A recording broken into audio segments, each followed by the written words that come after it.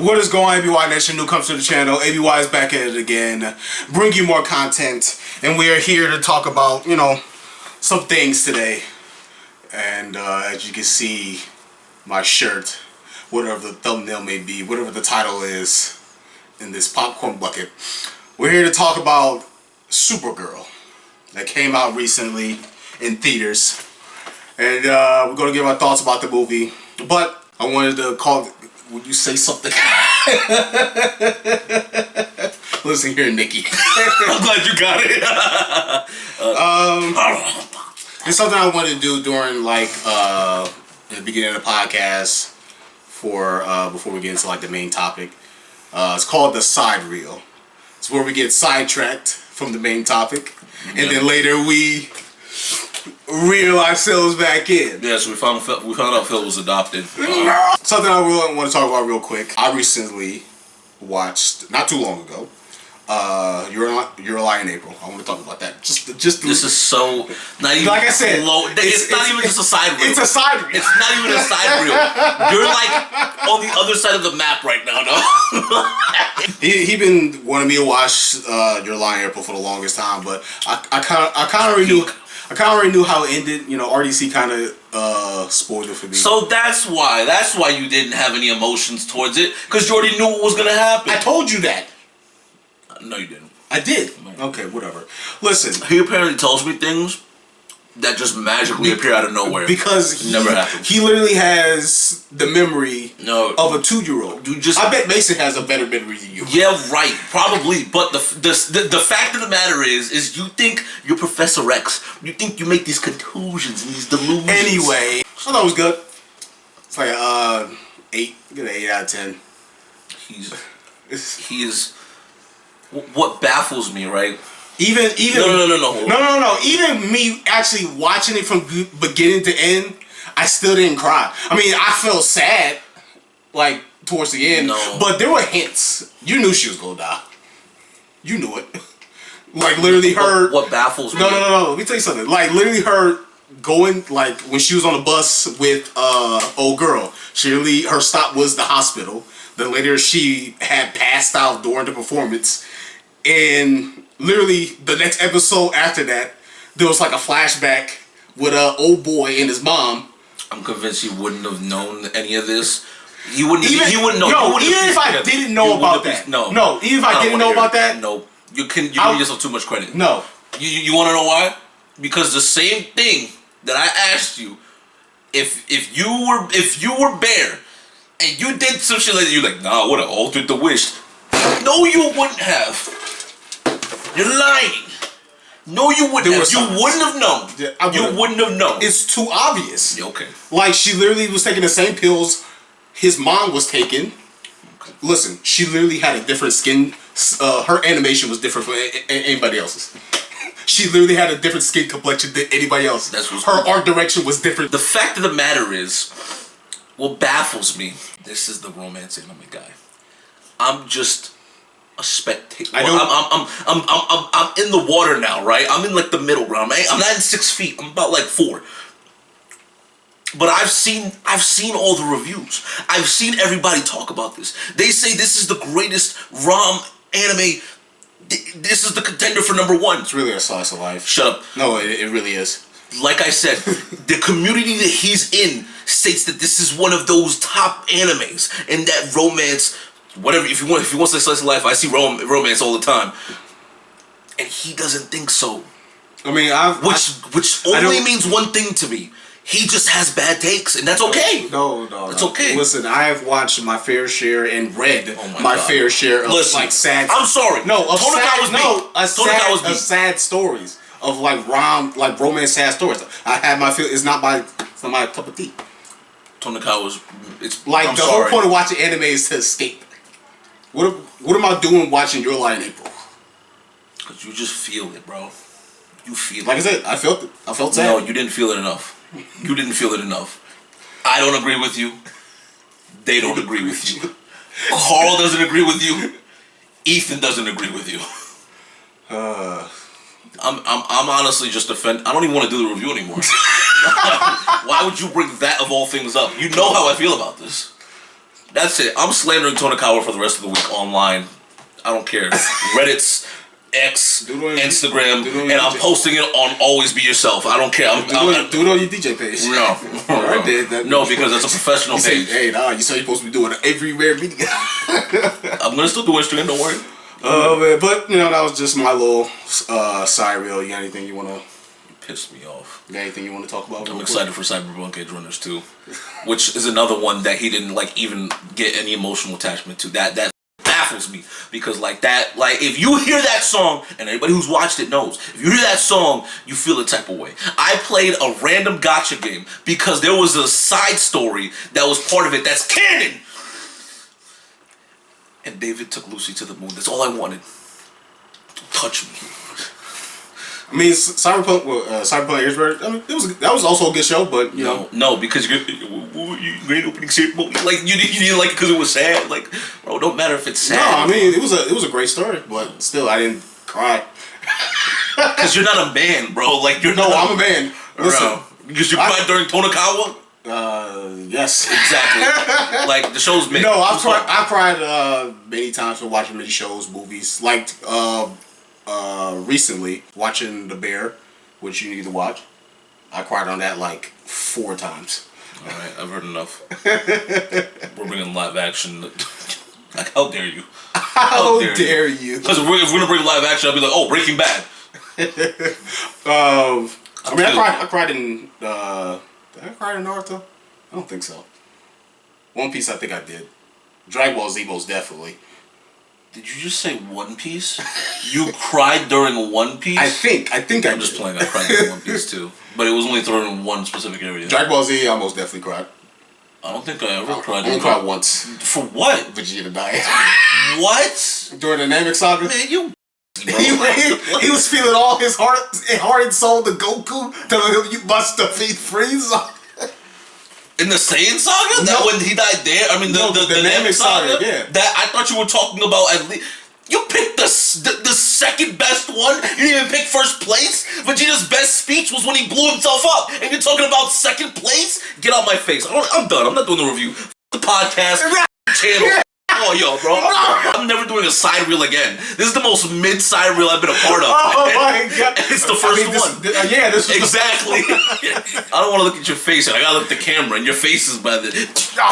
Hold the presses. It's me, Editing Sean, here to tell you that I thought this video was a little too short for a podcast, so I decided to add this extra little thing in there of us talking about ReZero. Hope you guys do enjoy this. We're here to talk about solo leveling.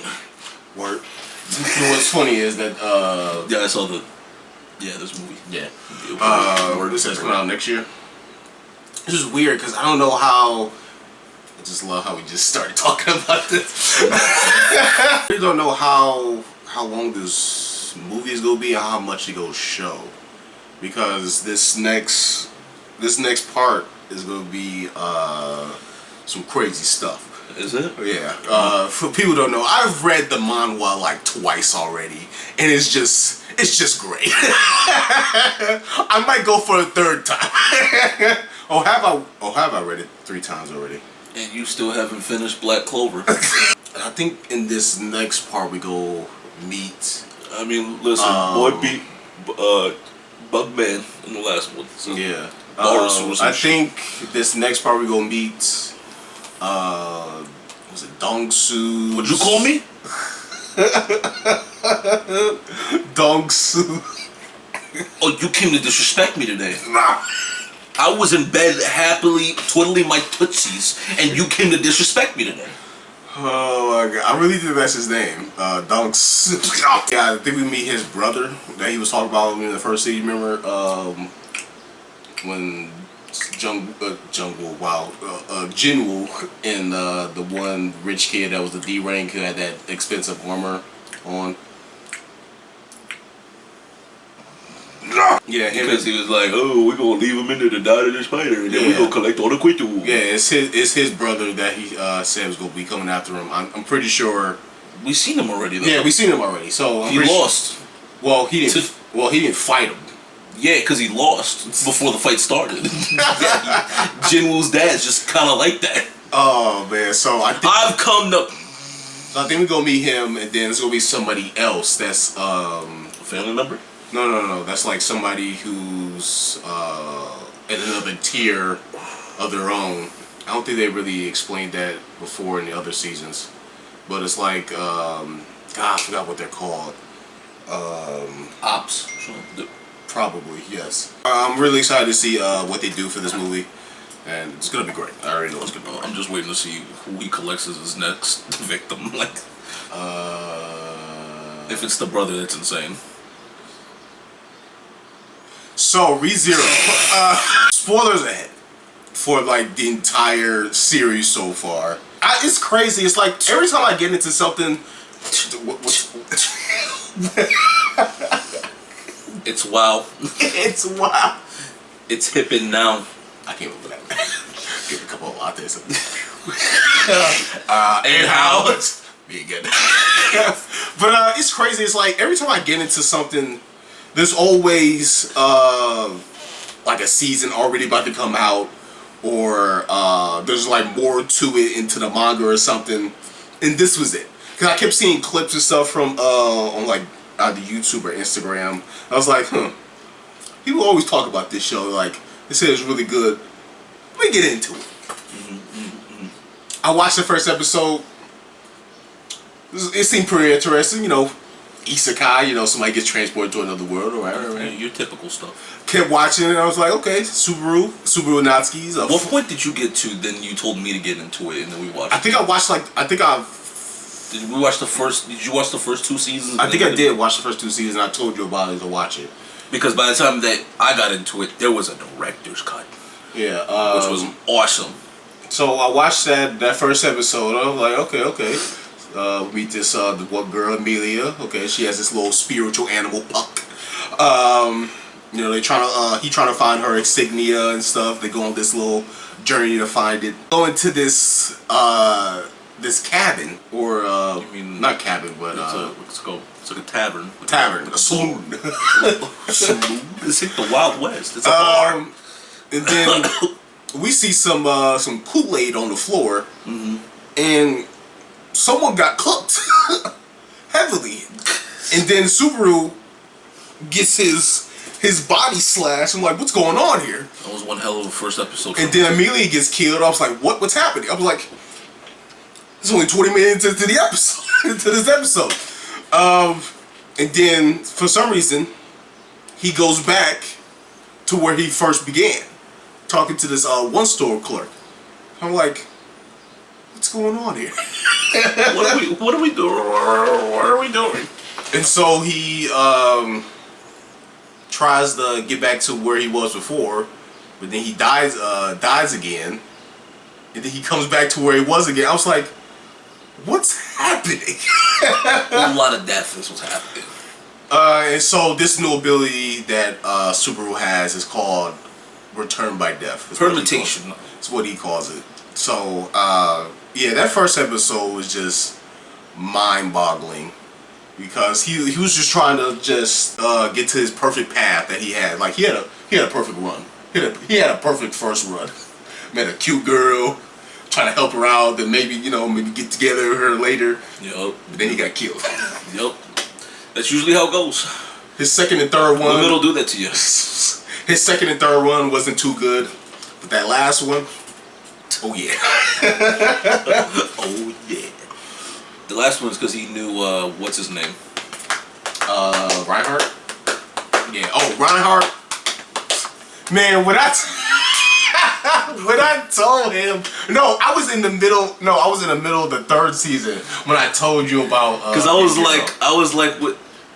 Reinhardt. So he's like that. I was like, oh yeah, he like that. I'm like, well, how is he like that though? I was like, Alex, he kicked the dude to a moon. I was like, what? What you mean by that? He kicked a human being to the moon. I wasn't prepared for this.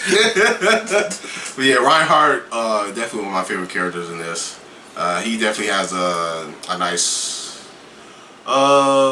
We do get into his family stuff. Man, I ain't gonna lie, bro. If it was Reinhardt at where we're at right now, he would have never lost a homeboy. But because it's freaking Julius, We got a pathetic second string.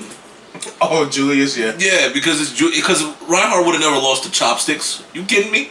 Well, I mean, the guy that we just really just skipped, but yeah, the guy who Julius was fighting during that exam was a descendant, or not descendant, ancestor of Reinhardt's family. So. Yeah, I know. So, well, I didn't know that, but. Julius, just why are we dealing with second string? I don't want to deal with losers. Bring Reinhardt. Give me El Nepo. That's like, what are we doing? Make sure to take some notes just so we can remember some talking points from. Awesome, good job. I did put Reinhardt as basically around and find out.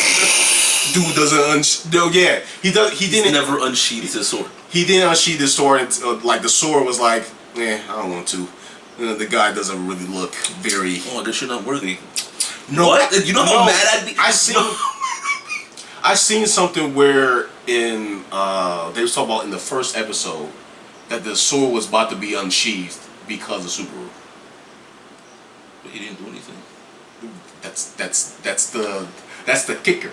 It was because of because he has the witch's scent on him, and then it was saying that Supergirl has the potential to become, that guy. So that's the sword was about to be unsheathed because of Supergirl. Crazy thing to think about. That makes sense to me. But yeah, you know how mad I'd be if somebody comes up and was about to take their weapon out, be like. Well, looks like you're not worthy, bitch ass nigga. What? What do you mean I'm not worthy? Pull it out now. What? I can't. So he just takes random weapons and be like, there's a broom. There's no broom. And he just literally goes to work with any object he has. The only time we ever seen him unsheath his sword was like twice. Once was against the Archbishop, right? No. Was it not? It was once was like when we jumping around again. It was in season 2 when we saw when Supergirl was going through that second trial in the sanctuary, and he was being seen like unseen futures. So basically, he was watching all the aftermaths of his deaths, and one of them was when Reinhardt was going against Puck when he was in that giant. Oh giant yeah. He unsheathed his sword. I mean, I would call that a technicality. That was just a possible future. It really wasn't Reinhardt. It was a possible Reinhardt. I really like that. That got me. I was like, what the hell is going on? Like, we got to see like the aftermath of what happens when he dies. Oh man. I would say the one sad one was when Amelia saw him get killed because Betelgeuse had took over his body. But the second time he unsheathed his sword was when he went up against his grandmother that the St. Archbishops revived. Yeah, so, yeah. That was a necessity. His whole necessary. His whole family's just. I don't want to say messed up.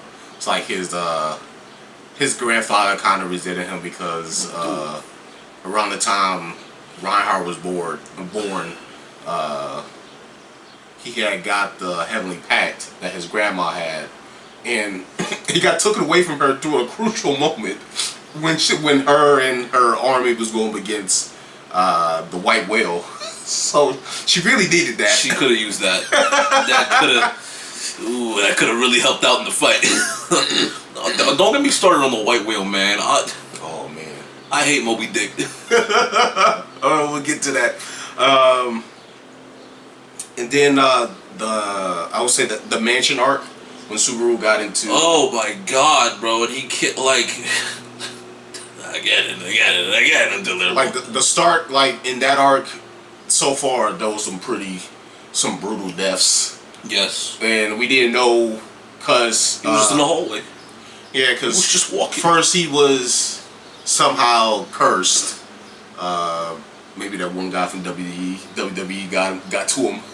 What's his name? Oh, Danhausen? Don't you ever forget Danhausen before you are cursed. You better put respect on his name. You know why the Knicks won a championship?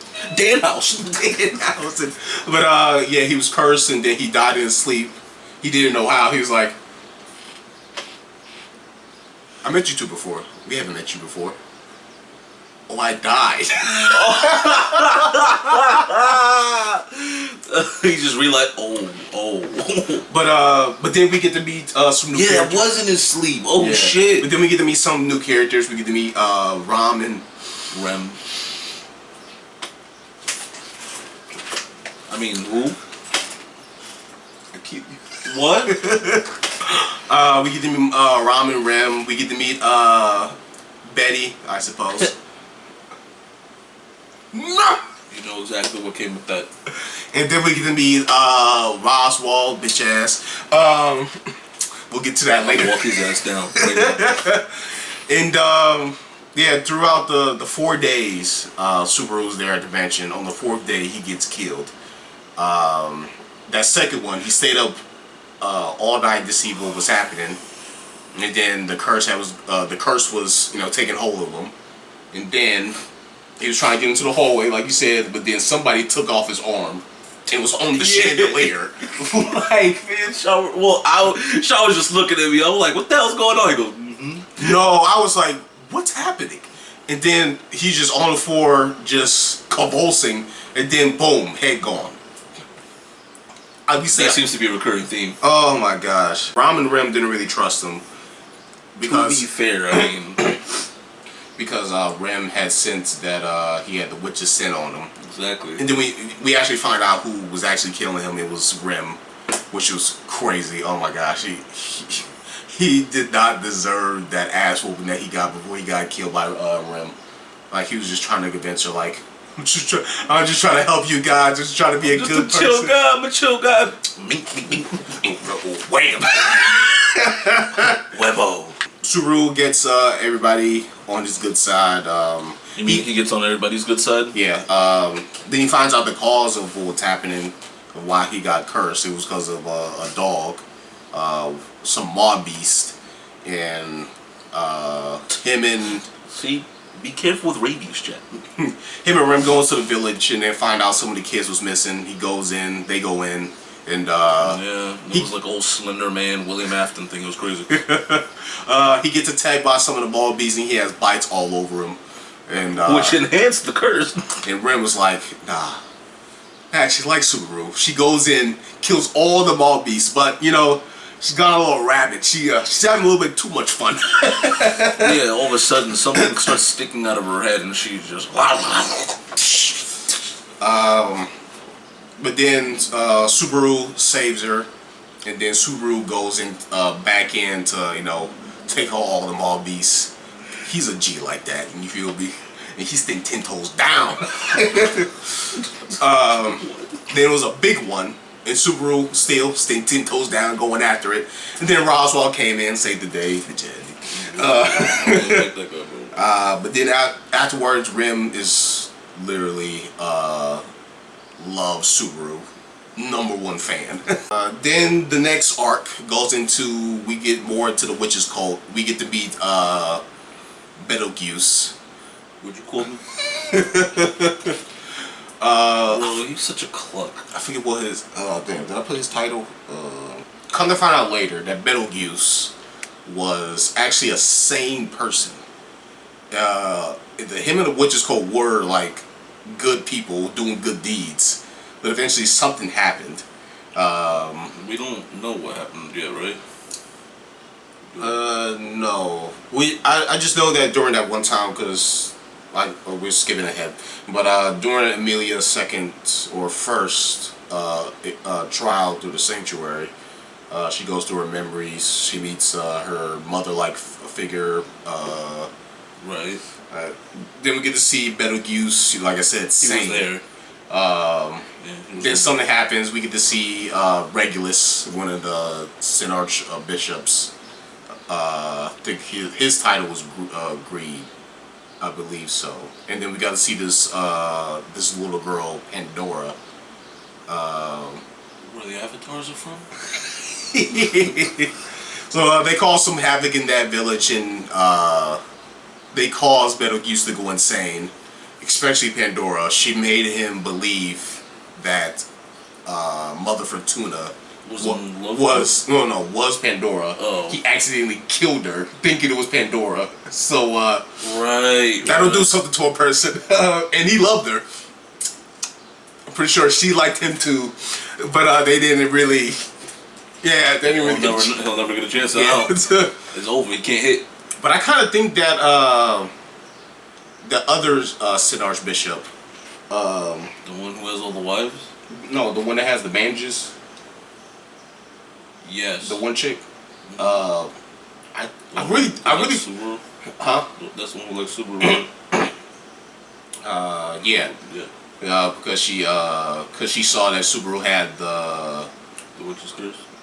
not the witch's curse, but like the unseen hand. She saw that. She was like, Betelgeuse, is that you? So I think that's Mother Fortuna. I think possibly because she has the same eyes as Amelia. I don't see it. I doubt it until we see a reveal. I mean, just we already seen that they can revive people. So I just don't see it. it could be a possibility. I mean, one of our most outreaching theories is that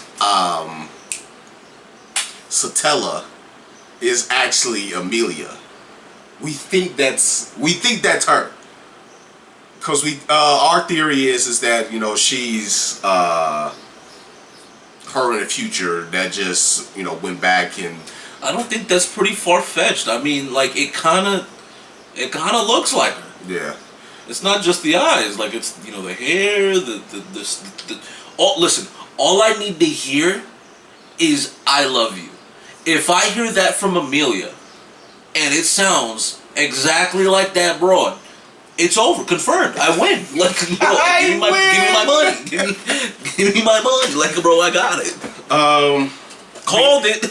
But yeah, in that arc with the Witch's Call, yeah, Subaru was just going through it. That man was just bedridden. He didn't, man. Yep. I was about to say, yeah, it was. Yeah, he came back to the mansion, and everybody was just D&D. The villagers, Rom, people in, the villagers, Rom, The maid, and she's hot. we get to see Puck in his beast form, and after that just the Subaru psyche was just gone. Episode 18 was one of my favorite episodes. When I think it was after that third death, Subaru was just like, I'm done. I quit, boss. This is it. Rem, you love me, right? Then let's get away from all this. Let's start over, you and me. All right, we can do this, babe. Then Rem was like, the Subaru I know doesn't quit. He always pushes forward. He always does the right thing, and Rem just makes Subaru realize who he is and what he was at the start of his journey. Yeah, I would have left. Yeah, bro, I ain't gonna keep that. Sure, I had a cute maid girl, man, that loved me, man. I would have been there. Yeah, it was just a really great character moment for Subaru. Just leads on to how he is for the rest of the series until season 4. It just shows how he just tackles everything head on and how he uses his experiences through his return by deaths and just formulates a plan that just ultimately just works to just get the better path. And he actually finds a way to stop the Sin Archbishops from attacking the village, saving everybody, and the white whale stopping that. Those was like very infuriating. Like that leading up to it, because he was trying to get people onto his side. The one green haired chick, I'm forgetting her name. Yes, I was so mad at her. I'm like, just listen to him, damn it. And then I would have offed all of them and then just restarted. Priscilla, I'm pretty sure that's her name. The fiery chick that just thinks everybody's NPCs. Yeah, she's awesome. And then Anastasia, the one chick, the money greed. Yeah, she just did not want to help him. She had information that she wanted from Subaru and just left. She was like, I know what you need, but I ain't gonna do for you. But he learns from the past experience, like I said, and they formulated a team to take down the white whale. And they did it.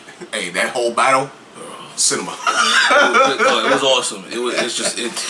That white whale pisses me off, bro. Because how many times did the white whale get Subaru? Like 3? How many times did the white whale get Subaru? Like 2 or 3 times? I think twice, maybe. I thought it was 3. No, I think it was once, maybe. No, it was more than once. No, I think he got. No, I swear I thought he got away from it. Nah. Or maybe he did get. I don't know. No, I don't think so. I think he got.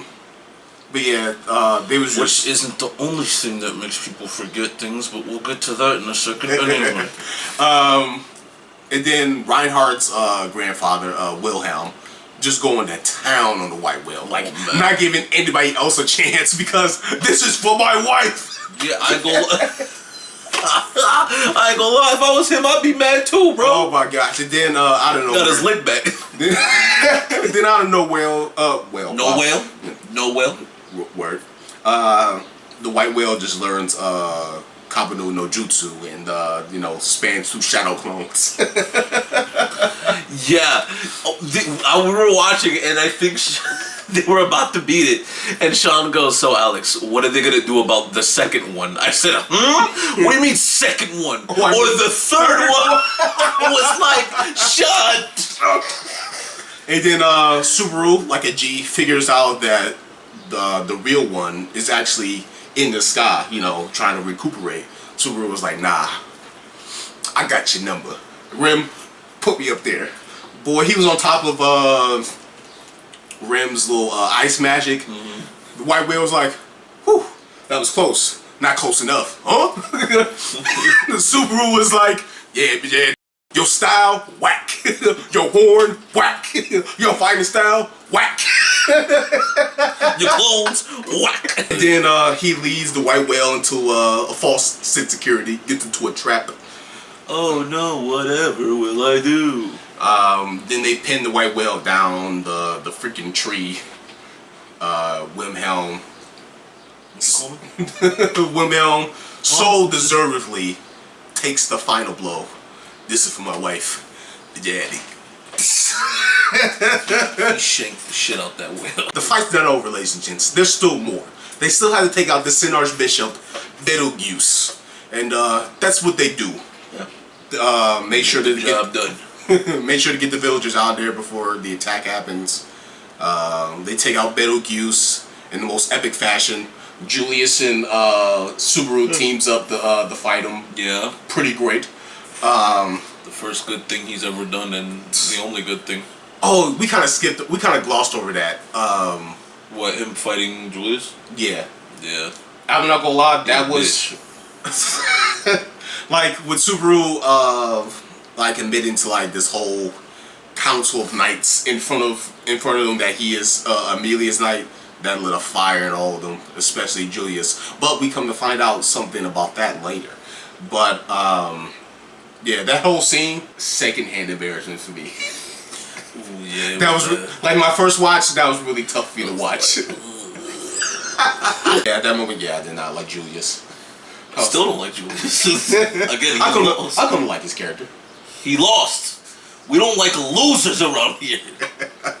But then Subaru saves all the villagers because come to find out there was like a bomb in one of the carriages, and lo and behold, it was in there with Amelia and some kids. And throughout that arc, Amelia and Subaru were on bad terms, real bad terms until that moment. What was the reason that they were on bad terms again? What I just said earlier. Oh yeah, or like him embarrassing her in front of all the people. Him trying to stand up for her, but she didn't really want that. Yeah. So let that be a lesson to you. Don't be the nice guy. Just be that guy. Just be that guy. It works for me all the time. But yeah, Amelia was like, "Why are you going through so much for me?" "Because I love you, Amelia." I was like, man, when I saw that, I got hyped. I'm so sorry. Oh my gosh. I didn't expect that. The romance guy in me was like, damn. I didn't get it. I didn't expect that.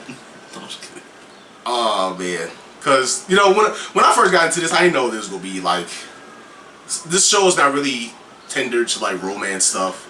But when something like that happened, it was like, oh yeah, it's because that one felt more like these ones felt earned. Like that's It's kind of like when you watch Naruto or anything like that. Like that love, even though that took quite that show, but for you not to get with Naruto, but like that love. Those love confessions.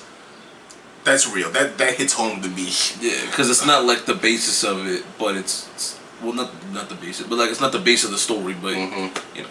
So yeah, he takes the bomb, throw it into the carcass of the white whale, and he just bolts, and then somehow gets caught in the explosion. But still, he's fine. Up until things all good and dandy. The Sin Archbishop Betelgeuse is dead. The villages is saved. The white whale has been diminished. Everything seems all good and dandy. They talk about how they can't wait to get back to the mansion and see everybody else again, especially Rem. Who is Rem?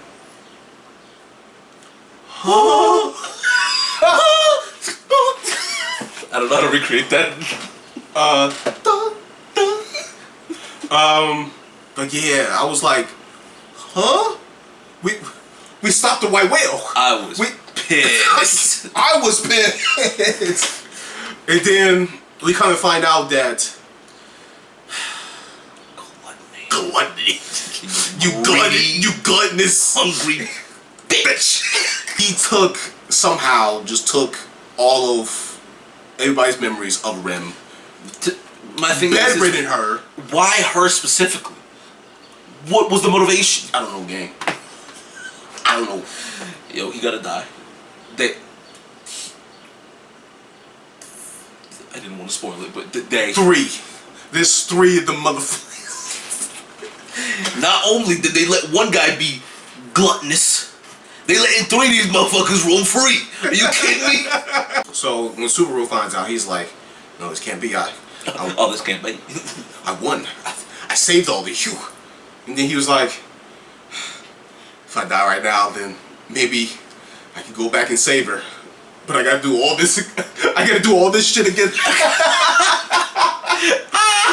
Oh my gosh! He back in the building. I'm back in the building. Then he does it, and then he just spawned into where the aftermath. He was like, "Well, oh man, I guess I gotta start. New checkpoint acquired." Oh. And then after that, Supergirl and Amelia and Rom, they go to the sanctuary where some of the villagers were and Roswell was. We still don't understand the concept of what qualifies as a checkpoint, right? We don't really know. Yeah, it just happened so randomly though. It's just like, hey, you got one, bro. There you go. Here's a checker flag. Congratulations. I guess after he gets like to like a good certain point, a good saving point. Yeah. And unfortunately, that was when Rem lost her, or we lost Rem. I mean, who? Yeah, we get into the sanctuary. Quite honestly, I think one of my favorite arcs. Cause we get a lot of character, a lot of exposition, a lot of character stuff in that arc, the sanctuary arc. No, but there's one person that pissed me off. What? Who? The tiger. Oh, Garfield. Yeah, Garfield. He pissed me off. Yeah, he had some moments. I was like, dude. I was like, bro, shut the hell up. Calm down, sit down, relax. Like, it ain't even that deep. We get it. You didn't have your mom. Congrats, welcome to the family. I didn't have a dad. Like, it's fine. Yeah, I wrote in my notes. But he did make his redemption. So yeah. So yeah, we get some great character moments in this arc with Amelia, Betty, I suppose, Garfield, and then the one shorty was in the crystal. And Roswell. Really, Roswell, Betty, and Roswell, bro. I don't like him. Yeah, we don't like him.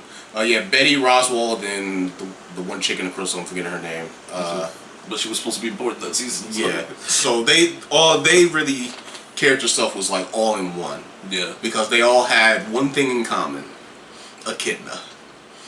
Oh man, when Subaru first met Echidna,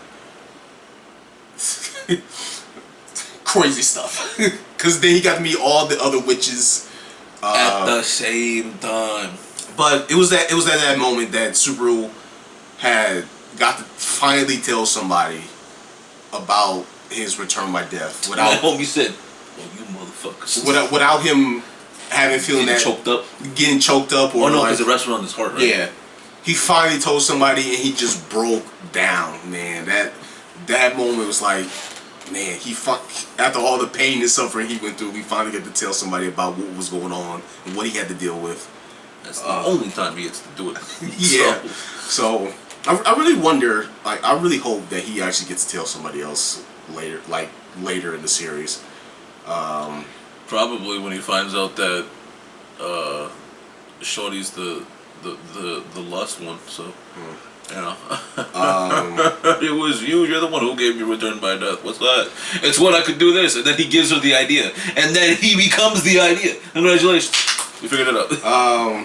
And then once again, one of my favorite episodes, episode 29. Let me look at my notes again. Which one was this one? This is when Subaru goes through his first trial, when he gets to see his parents again, and it felt very like slice of life in that one. Because I mean, he just goes back to the real world. Yeah, he gets to tell his parents what he really thought. Because he realizes, like, hey, my parents probably don't even. They think that I'm dead. Yeah, that's the crazy thing. They'll never know. I told this to Alex, I think I told this to you before. It's like Subaru's parents knows that he's gone, that he's missing, and they're probably going through something a parent shouldn't really go through. Oh my God, I know they are in despair. Cause like, how you walk out of a grocery store and just get spawned in another world, like, and nobody else saw it, homie, and that was it. That's another thing that we'll get to that at the end, because there's a list of unanswered questions that we need to go through. Yup. But yeah, that was one of my favorite episodes. It was like he got to tell his parents, like his dad, because he was trying to be the best at like everything, because everybody was really comparing him to his dad, and he didn't want to be in his dad's shadow. So that's why he was, always acting out, always doing things differently every day. And then one day he just stopped. Just stood still and just stayed home, not going to school, because he just felt like if he did anything, he would just mess up. And then his talk with his mom, like, he never really got to say goodbye to his mom before he left for the convenience store, and he actually got to say it then. So he was really. It really doesn't matter, but yeah, he was really thankful for Echidna for that. So then, okay, let's get into the Roswell of things. We come to find out. We come to find out that Roswell was the reason for all of this. Where's the hammer? I'm gonna hit him. I wanna hit him. It's right there. Where? Something about work shirt. Really? To me, Mjolnir. But yeah, we come to find out Roswell was the cause of everything that happens. I think from the beginning. Oh, but like, he's so pissed. Like. The minute he pulls out the book, I want to kill him. Super was like, "What's that?" No, before that reveal, he freaking offs. Super? No, Garfield and Ron. Well, I'm like, Garfield, I'm not as like offended by. It's Rom that got me. I was like, "What's going on here?" He literally killed Rom. Garfield is just consoling her. And Rom's like in love with this guy. Yeah, Roswell, that's just Joker and Harley Quinn type love. Except not cool. Because Roswell was a part of... the Witch's Cult? Yeah, the Witch's Cult.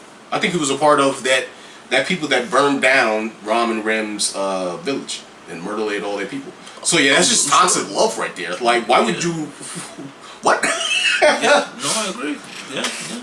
Yeah, he just caves in Garfield's head, and I was like, what's happening here? And then he just tells Subaru that I'm the cause of all this. I'm the cause of all the start that you had with the Sin Archbishops, the Witches Cult, everything. I was like, you bitch. It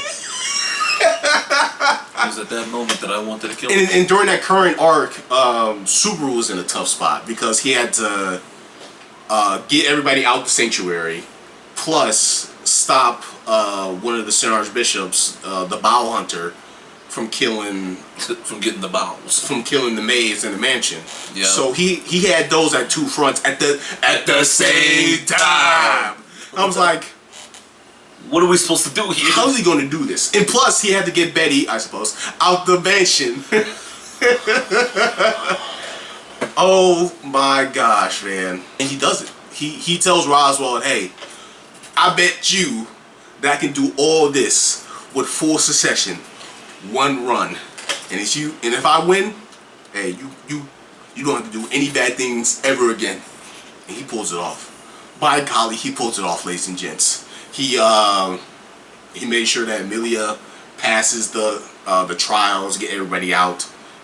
He saves. And this is again where Garfield, I think, gets his redemption. Yeah, his redemption. Because from being a little. Because Garfield actually goes through his first trial again. You know, he gets some character stuff. We get to find out that his mom left. Was in a rock slide, so he thought she was dead. And then, you know, he comes around, helps Subaru. Garfield goes to the mansion, saves the maids. Oh, his sister. We didn't talk about her. Yeah, love it. That's what I said was Francesca. She we found out that she was a maid at the mansion. So yeah, he saves them. Subaru saves Betty. They become they become a thing. They honestly, they little characters interactions are always the best. She's so adorable. It just feels weird because it feels like this Lolly's trying to fuck him, right? But at the same time, she's also thousands of years older than him.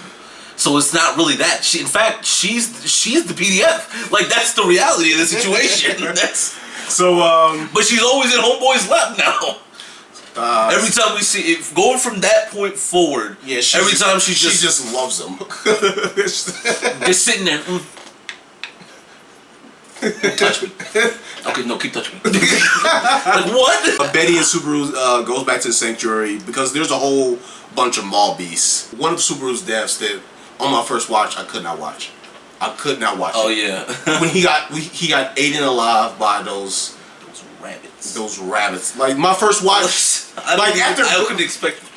Like going through all the deaths he's went through, I was like when one of the rabbits had came and took off one of his hand, I was like, what the? Took off his leg, and then I just see a whole bunch of them. I was like, I know what this is about to go through. I was like, skip. I'm not about to go through this. Like but I made him go through it. My boy Subaru been through enough. That was just gonna be like really uncomfortable. But then the second watch, I watched it with him. I watched it all the way through. I was like, oh god. Oh my god. Oh my god. We kind of passed this too. Amelia went insane for quite a bit. Yeah. Because she was going through over and over through her trial. Did we go over the part where he relives? He relives all the dead. Did we go past that one already? Did we talk about that? We did talk about that. We didn't talk about it. Well, that because that was an important question for me. Well, we kind of glossed over that. Because like for me, I was like, this is cool and all, but like, what happens to like his past selves? Like, yeah, what like I know they're dead and all, but like, what's going on? Yeah, but during and then Shaw was like, oh, you're gonna get kicked out of this. Watch this. Yeah, during that second trial, yeah, he does go through all his past deaths and what happens afterwards. We turned off after 45 minutes. But yeah, at that point, Amelia goes insane for a little bit. She tells Subaru that she loves him, but Subaru's like, nah. I don't believe you. But yeah, going. Calm down, Sakura. Going past that, yeah. Betty and Subaru save everybody from the sanctuary, takes all the rabbits into a different dimension, and everybody's saved. Everything is good in the hood. All right, but we kind of gloss over this too. Subaru and Amelia, they kissed. Yeah, that did happen. Great. Another romance thing in my card book, in my bingo book. And one of the most funniest things ever. After everything was said and done, Amelia and Subaru have a talk. Amelia You sweet child, you. What? She said, you know, Subaru, after we kiss it all, I just want you to let you know that I'm gonna take care of our baby. What? Huh? The baby we're gonna have. Huh? That's Amelia. we didn't. We didn't do coitus. We only kissed. But kissing is how babies are made, right? Fuck you. Man, what a sweet child. Puck's is like a fucking. Oh yeah, Puck is. I think Puck is gone because. Permanently? I think so because the contract that they had, he was like suppressing her memories. So he was trying to break the contract so she can actually go through the trials with her memories intact, and because we really don't see him after that whole thing. Is that why I haven't seen him for a while? Yeah, I've been waiting for him to come back. Like, where's my cat, bro? Like the last time we actually seen him is when he was fighting Roswell. That's the last. Bro, bring homie back like that. That's the last time we actually saw him. Then we get into season 3, which is. They were in the city. Like this, like. Right? Huh? They were in the city, right? Yeah, what I like to call Water 7. I don't know, it's like that arc and the Sanctuary arc is like, they like right there. Because they both. Some good action. Because they had some great stuff in both of them. There was a guy living my dream in there, and that was evil, yes, but he was living my dream. Regulus. That guy was. I wouldn't even say he was just evil. He just didn't care. He wanted to do what he wanted, and he didn't care what anybody else thought. He felt like everybody should serve him because he was so awesome. I mean, he was pretty awesome. Not gonna lie, he had some pretty cool abilities. And then we get this, like, in that arc was basically every single Sin Archbishop was there. Yeah. Regulus. They were trying to run the fade. Yeah, Regulus. We had the Sin Archbishop of Lust, Gluttony, dead. And then the one chick, I'm forgetting her title. The one who transforms into the dragon. No, Lust is. No, that was Lust. Lust was the one with the bandages. Oh yeah. Didn't she kill Subaru though? Yeah. Twice? On that? Yeah, it was twice. Cause 3 times. Thrice? It was thrice? Yeah. The one time was because that episode, man, with the end of that episode, because we see the Sin Archbishop, Subaru's like, it's one of them, and then she just goes on this full rant, and everybody is just everybody turns into zombies. Everybody's just cool with this, and it was like, yeah, oh, with that. And then she has a child. And then everybody is still like, throw the baby! Don't worry, kid, you'll be alright. She just playing a prank. And then I was like, what's going on? And then everybody's just clapping. Everybody's eyes is red. As soon as that kid hits the pavement, everybody dies. And I'm like, and then Super goes back to his spawn point. Which was, I think, in front of the fountain, yeah, if I'm not mistaken. With him, Amelia, Betty, Priscilla, and the Bard. I forget her name. The one chick. Yeah, the one who. Yeah. She was like, like she didn't feel that important. They didn't really need her in that, but she came through at the end. I guess. Yeah. Whatever. But yeah, Subaru goes through that. Then he goes back to the tower, try to save the kid, but then she comes back again and just plays hangman with him. And that was yikes. And then the third time around, Subaru trying to stop it again with Reinhard at his side. But then things turn bad because what happened in that one? I don't know. Because Reinhardt actually defeats the Sin Archbishop, but in doing so, he killed everybody that was in the vicinity because she was linked to everybody. Right. Yeah, because she has a timer where, like, if she's linked not a timer, but she has like this type of empath telepathy where it's like if something happens to you, it happens to me, and vice versa. So that fourth go around, Subaru actually stops her. And but then we meet Regulus, who kidnaps Amelia I don't blame him. I don't blame him at all. I don't blame him. Honestly, I think he was the most reasonable Sin Archbishop. Oh, man. He just wanted a bunch of wives. He wanted his 72 virgins. This season, there was a lot of fake outs with Subaru's deaths. Yes. Because I was like, oh, man, Subaru died. Well, I guess we got to go back again. Oh, no, he's all right. Yeah, I thought we were going back a few times. I think this is one of Subaru's best arcs because like, the first few deaths he had, he doesn't really know anything. Yeah. And so this last run he does. But I mean, that's what made them so good too, because there was like a mystery to it. Yeah. In this last run, he doesn't really know anything. Like the whole city is just being run by the Sin Archbishops. Whole bunch of mob beasts are running around, and Subaru has to rally everybody together. He has no knowledge of what to do, but then he comes through. That round don't hit the game bars.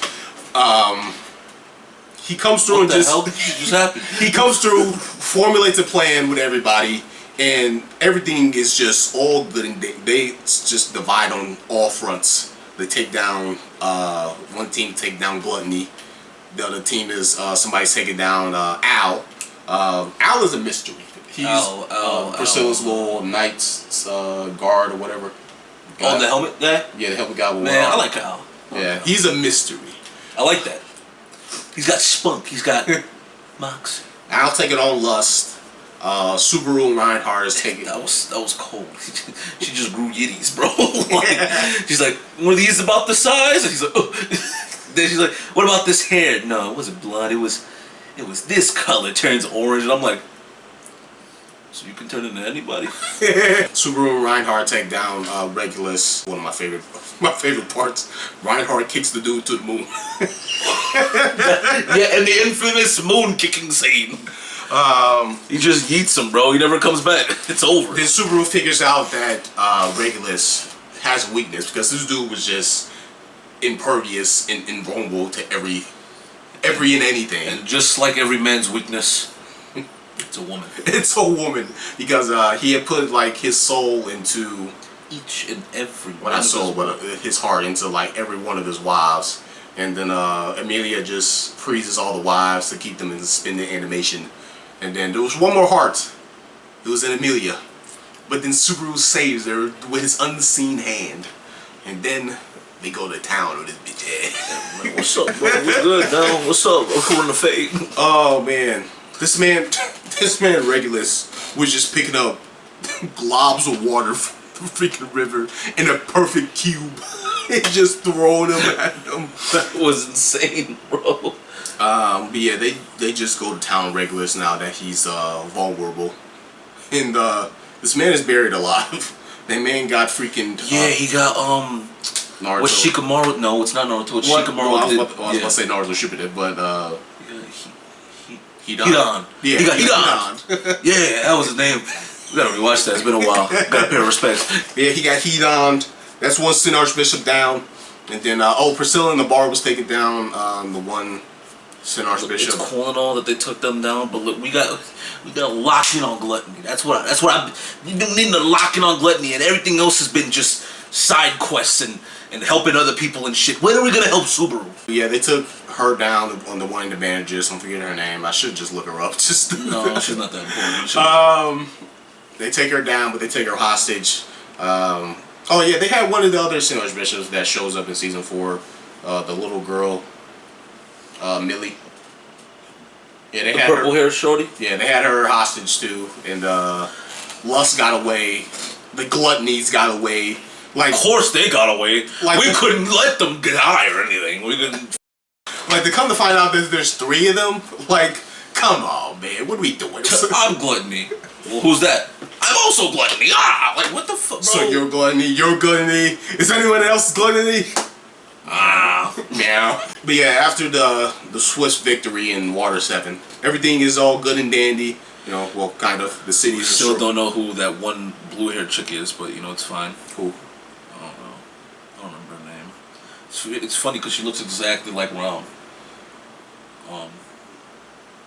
Yeah. And she has a maid outfit, which makes it even weirder because I feel like I kill you. I feel what? I kill you. I feel like we should know her, but we don't. But yeah, in Aftermath. You really said who? Yeah, during the Aftermath, we find out that the city has been destroyed. Some of the citizens have been transformed into monsters because of lust. That'll be fun. So, and then Subaru meets up with Julius. And then we come to find out that nobody knows who Julius is except for Subaru. And Julius has all his memories intact. So, and his body and mind. But yeah, man, when we left off on that cliffhanger a year ago, man. And I was watching that. Cause I watched that first half of season 3 already. And he waited. I waited until that second half. That second half was just me and him's first watch. And then that cliffhanger, I was like, again with the no! It was such a good cliffhanger because like we were just anticipating for the next season at that point. Man, and then what I like about this show. And then the show was canceled. What I like about the show is that every arc just welds in together. It's just like everything is just continuous. Everything just seems seamless. It's chronological order, and these things are fantastic. It's very well put together. And then finally, season 4, part 1, part 2 of part 4 of part 5. Sorry, this isn't the second. Listen, this season started off. Wowzers. Wait, hold on. Okay, the Subaru. Wow, the season 4 started off fine. Subaru 4. Subaru and friends are trying to figure out what they can do to change these people back from what lust did to them, and also get the memories of Julius back in REMS. So and then Anastasia, she about to say Nessa. Yeah, tells them that there's a tower where there's a sage of knowledge where they can go to and figure out what to do. And they go there. They set out on said journey. They set out on said journey, and then they meet a lovely bartender. And then they get to the tower. Someone gets sniped. It's Subaru. And that someone was Subaru. That's Subaru. Oh my gosh. I mean, like, brother, it like was... Call of Duty Black Ops. Like, he saw a glare. Talk it down, Roach. He saw a glare. Boom. Instantly gone. I was like, now I want to know the aftermath of that death. Cause there's no aftermath. He's gone. The beautiful thing about that one is he didn't feel a thing. Probably. Until that second one. So then he goes back. Alex laughed at this one. Yeah, man. He's like, wait, to the left. So they split up.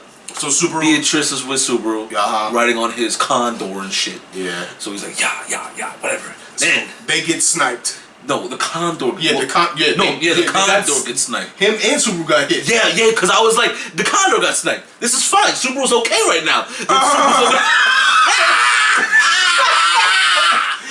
So, I was like, what's? Oh, his entire like left rib is gone. Yeah. Over with. Betty is trying to. Condor got Star Wars immediately. Alex like, no, it's okay. Y'all can get into it. Get into it like Luke. It's fine. You'll be great. I've seen this in a movie. And Betty's trying to kill him, but then Betty gets sniped with Subaru, brother, and it makes it worse that she just pixelated away, bro. Like they got double tapped, like those. No, Subaru got triple tapped. That's what I was about to say. He got double tapped, and then they said, "Oh, let's do it a third time." And just that was so petty because he was gonna die regardless. So she flutters away in pixelations. He goes, oh, and then all you see is the glare. I'm like, there's no way. Boom, done. Boom, you looking for this? Oh my gosh. That was petty, man. And then Subaru finally pulls himself together. He actually stops because the whole key factor was the Triceratops running. Yeah, the Triceratops was just freaking out, and then Subaru actually calmed it down with his unseen hand. They get out of that whole mess with the mob beast, but still there was the glare they had to get through. Which they put up two different like portals. Well, not portals, shields. Yeah, Betty put up like a barrier, and then Subaru put up a barrier. And then but then there was quicksand. Yeah, they with Betty's barrier had created like a rift, and then they actually went in, like they got separated and went into like these catacombs, and one of one of the most crazy things that happened in that third episode. No, man, wait, hold on. We gotta build up to it. So look, there's a path. Right? there's a path. There's two paths that they had to go through. Supergirl was like, or right. Supergirl was like, At all my knowledge, right is the best case. They go through the right tunnel. No, because he's like, everybody always goes for the left path, so we go right. They go. That was his first mistake.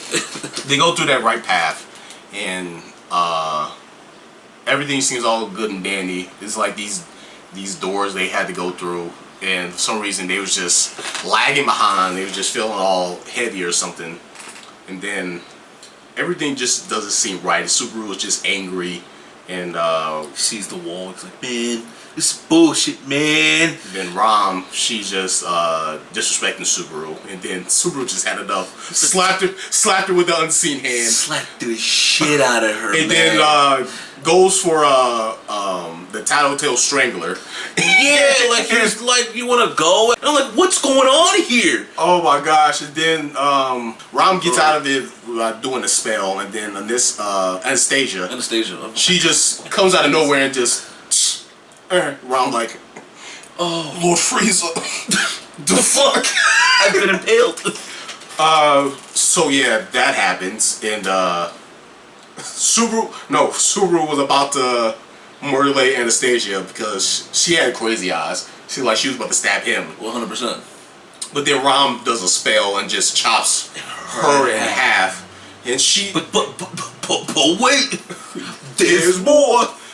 Oh my gosh, that is traumatizing. Everything in that scene, I was just like, oh, that is like legit traumatizing. Like out of all the stuff he's been through, that has got to be. It's not the worst.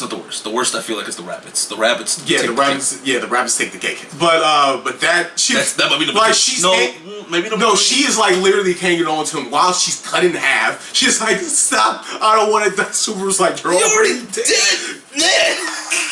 And then enters the Condor. The Condor. And you think Anastasia, that's it for her, right? No. He gets hungry. No, man. But we see the Condor is like, maybe the Condor's alright. But then we see that he ate Ram.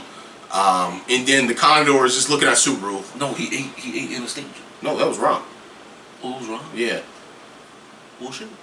I thought it was Anastasia the whole time. And then the Condor looking at Subaru, cackling like the Joker. Looking kind of delicious right now.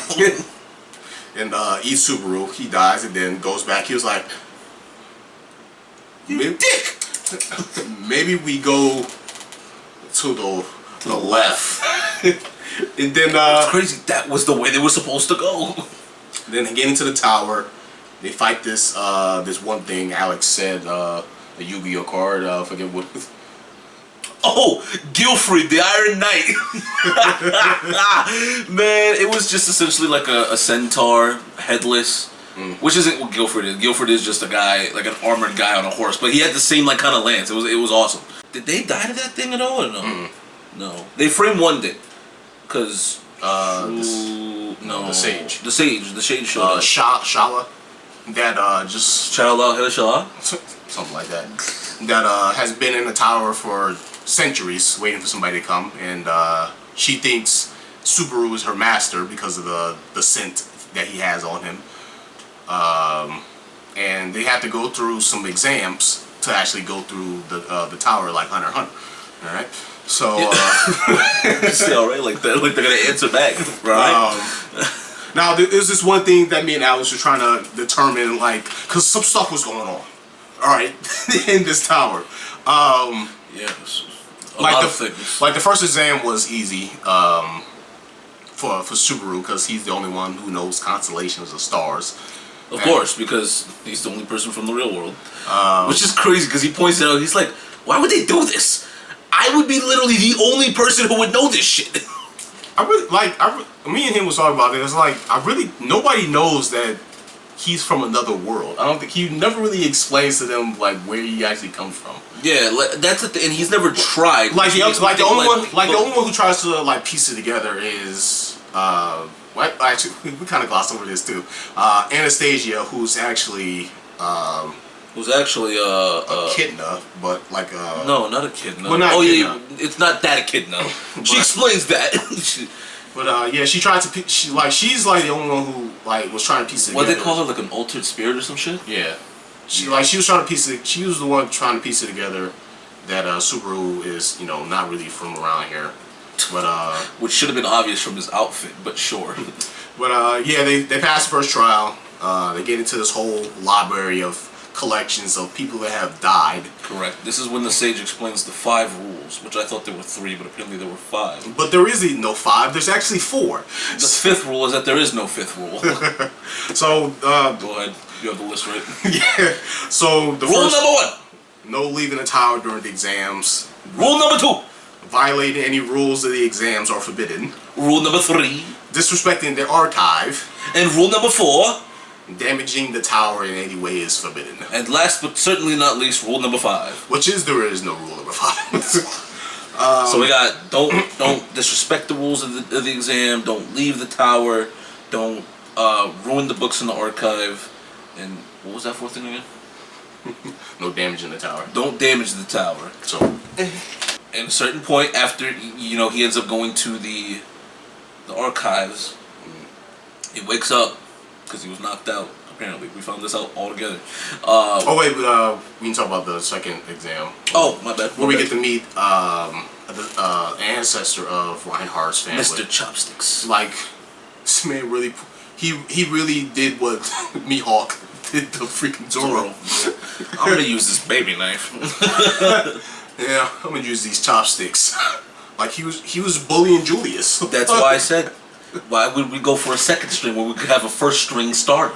But no, we wanted to bring Julius. No, Rocco. Stop. The person who actually passes that exam is Amelia, because the dude was just a perv, and Amelia saw it open and took it, and like everybody has to do that exam. It's not like how the first one where everybody gets one person can. Not everybody was able to look at the book. It was only Subaru and Julius. Correct. But Julius didn't need to figure it out. As long as Subaru did, they were fine. Yeah. So. But this isn't like that. So yeah, in that second exam, everybody has to pass. And me and Alex was like, man, how's Subaru gonna do this? How's everybody about to do this? Yeah. If Julius can't do it, then I feel like the only person who has a chance is probably Betty. Rom. And Rom, yeah.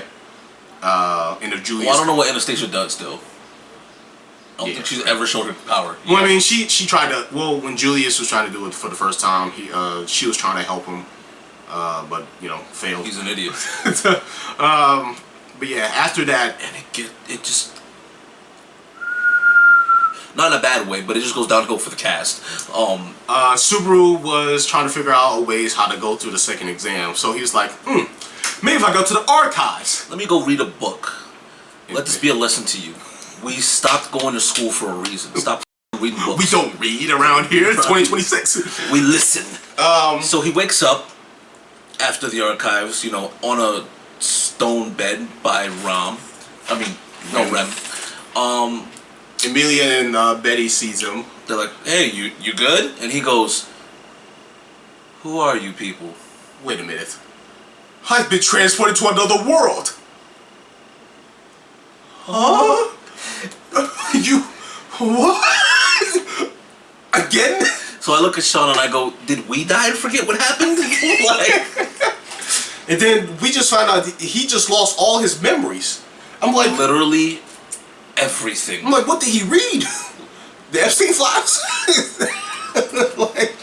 He found who was on the Diddy list.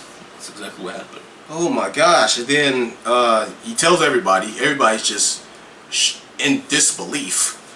And so I didn't hear. I didn't want to make us go back because we're already deep into the thick of it.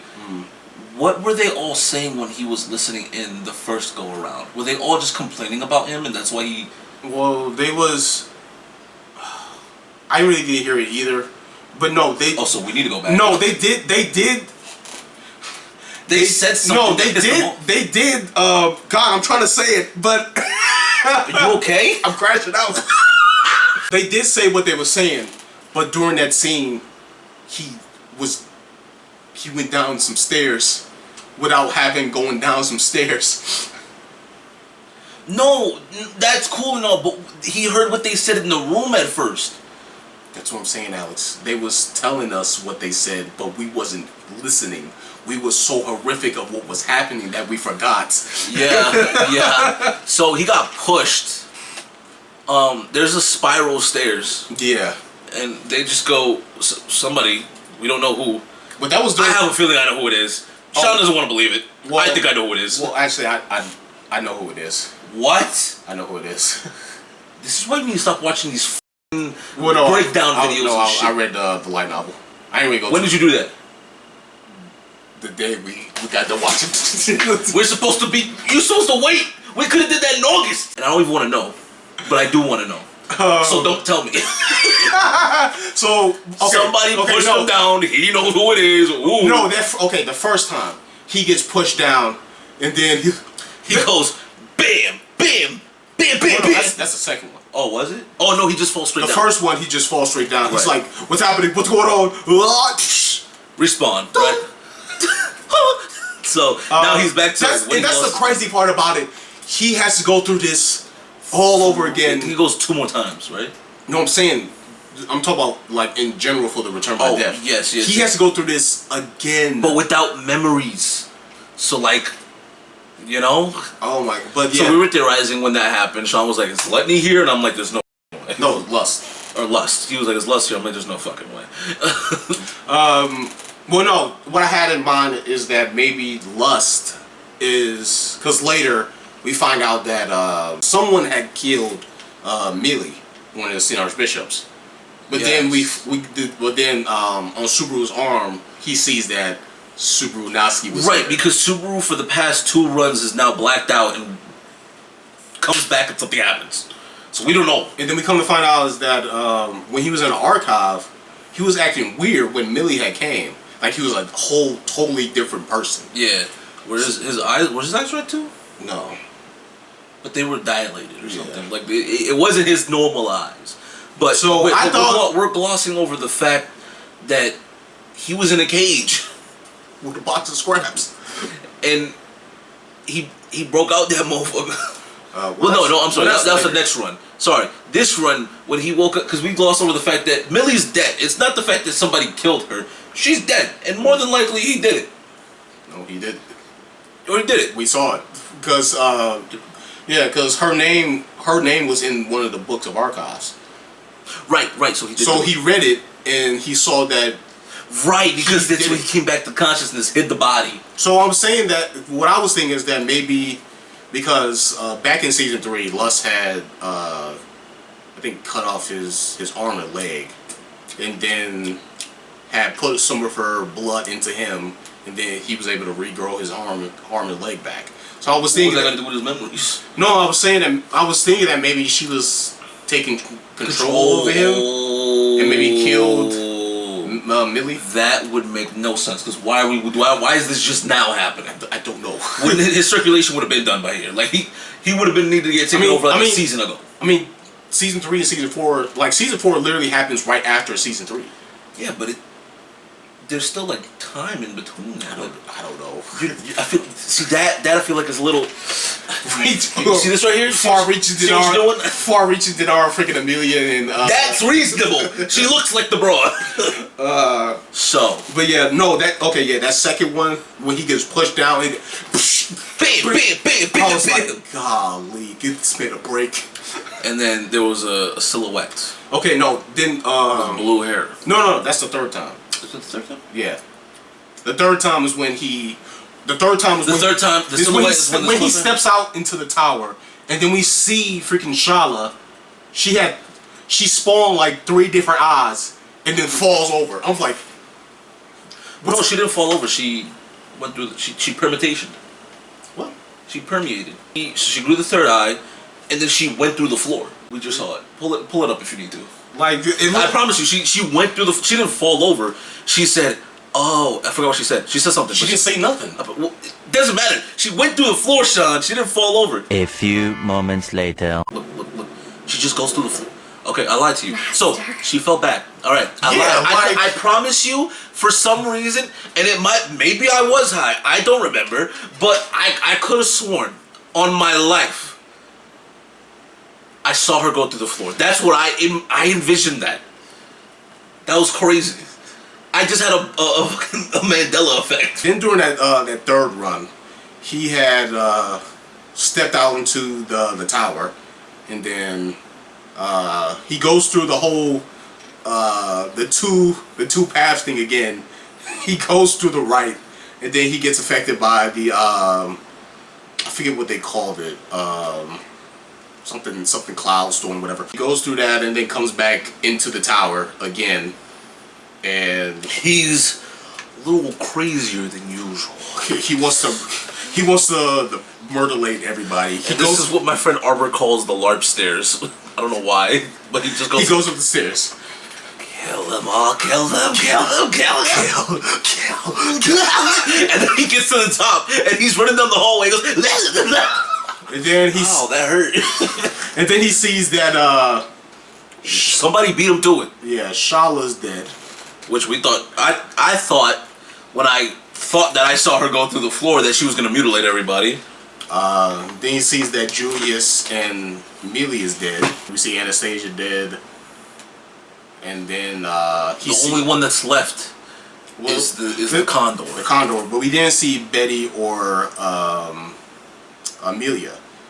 And so the Condor saves them from this cloud mist that was just destroying and killing everybody. Yes. And Ron was dead. Yeah, everybody had their bats blown out for some reason. Yeah, it was all spines. Like whoever did this had some infatuation with their cerebral vertex or something. And then the Condor saves Subaru, and the Subaru gets outside, and then we see a figure from behind him, and then we hear the voice. And it sounds like Rem, and then we get a close shot of her. And it looks like Rem. Well, like we see her hair, that was blue. I'm convinced it was her, bro. I don't care. And then she kills Subaru. I was like, them's the breaks. What's going on here? I swear she had the Sage of Six Paths circle by. I didn't see that part. But apparently I've been seeing things anyway. So maybe I'm the crazy one. Then we get to his fourth run. Where, a lot of deaths in this season, by the way. Yeah. How many deaths has he had in this one? Because this has to be a new kill count for him. Like this has got to be the highest one. In my opinion. I think so. Yeah. Because he did. Because in each arc he died at least 3 or 4 times. He's done 3 in this. He did 3 alone in the desert. Yeah. And then this is his 4th run while in the castle. Mm-hmm. So he's died 7 times. Yeah. I think he's died at least in season 3. Because he only died thrice. Mm-hmm. No, twice or thrice. 3. During his 4th run, because before he was telling people that he lost his memory, but in this one he didn't. But that was a bad. But that was a bad factor because he got locked up in a cage by Emilia and Rom. Yeah, it's because like what's wrong with him? And then when they finally told him, Shorty's like, I don't believe this dude. And then mad at me. What you mean you don't believe me? I don't know who you are. And then he blacks out again because Rom had pushed him against the cage, and afterwards we see the cage has been destroyed. And Sean was concerned. He's like, oh, they're dead. But then we see that all across the wall in the room he's in, Subaru Natsuki was here, just all over the wall. And I'm still confused at this point. No, I'm still confused. I don't know what's happening, really. I have to wait till August to find out. He knows, because he's a... Well, I only know one thing. Shut up. That's too many things. But though I did watch something in the... It was about... It was different in the light novel. He got how they did it? Well, and how he got out of the cage, it was different. He literally... the person dislocated his arm, and then he just got out of it, and then just rolled all the stuff on the wall, and then... So the cage wasn't broken? No. And then the one dude, for some reason, the chopstick guy... Oh yeah, he stabbed him. He was like, oh yeah, that was in this other one. Yeah, he stabbed, like he literally... We glossed over that one. Yeah. But he's like, what are you doing up here? I was just coming up. He's like, you can't leave. What? I was like, wait, and then he just falls down the stairs. He's like, don't put your problems on me. Oh, what the fuck? they push him down the stairs. But then afterwards, during the fourth run, we see that he left the exam area. And he went into the castle. He was like, "Hey, You can't make it down here. you're not supposed to do that." He's like, circumstances have changed. But yeah, then we get to see So Julius is fighting Guilford the Iron Knight again.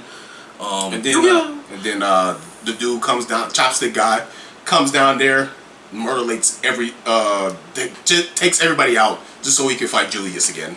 I don't know why.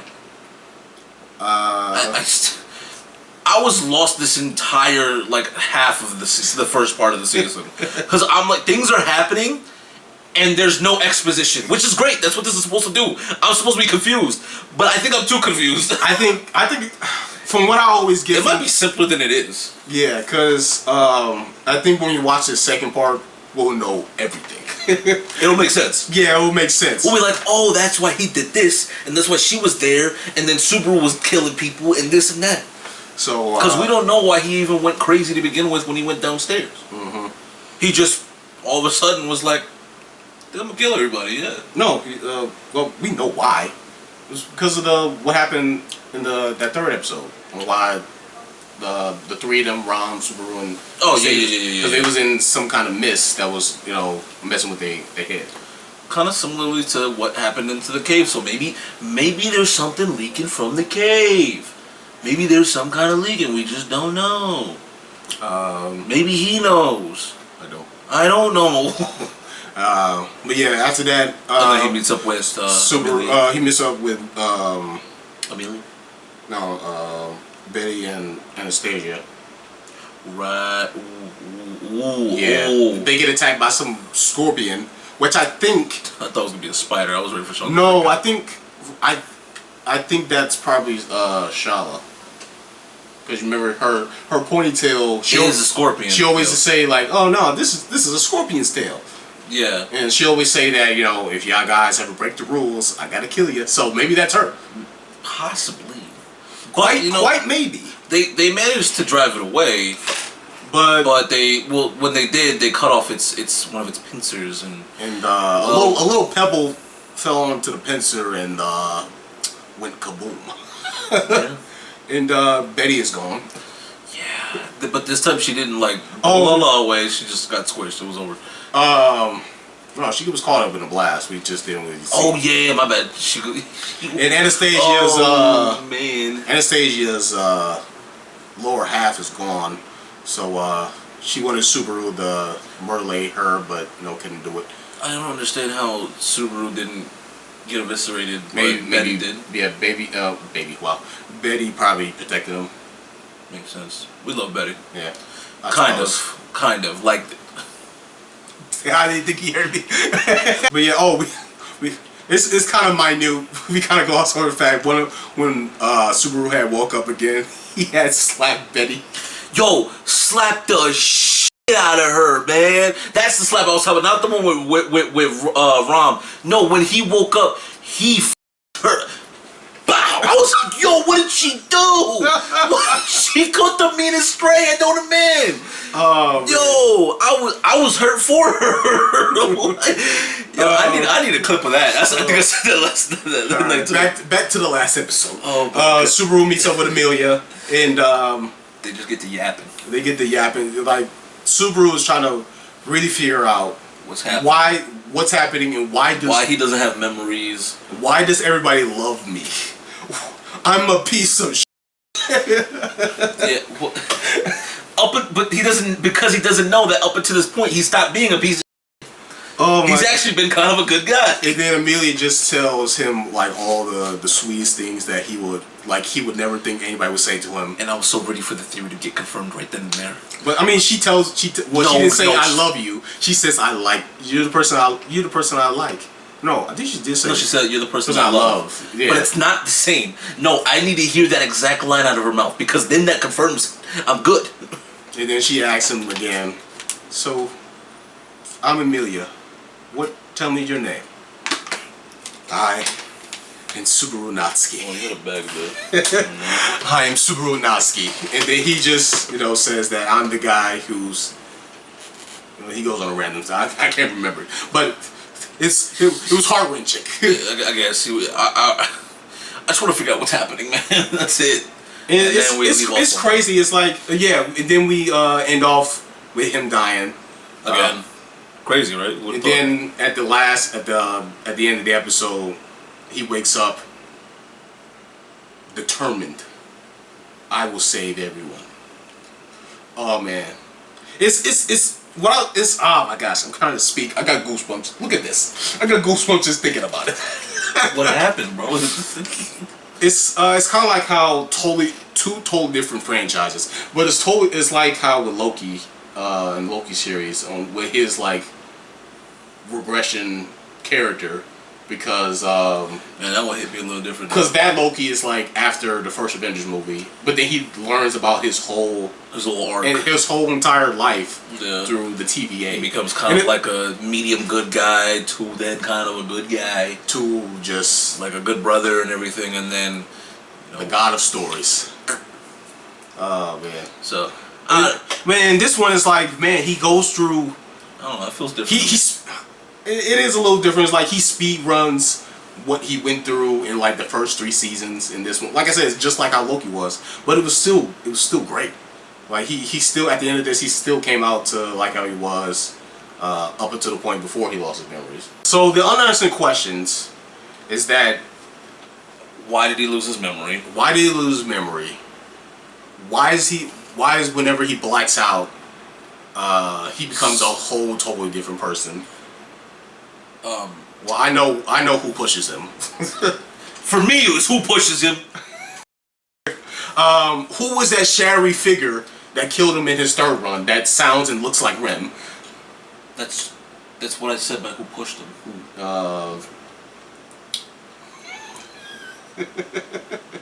I'll tell you right now, it's not her. I can't have nothing. Why was the dude fighting Guilford the Iron Knight after they passed him? Why is he able to leave the freaking exam area?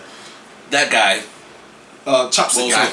Yeah. What happened to the sage when she fell over, apparently? Yeah, whenever somebody just disrespect any of the rules. And most important of all, the biggest one, how did Subaru get transported to this other world? Who and why did this to him?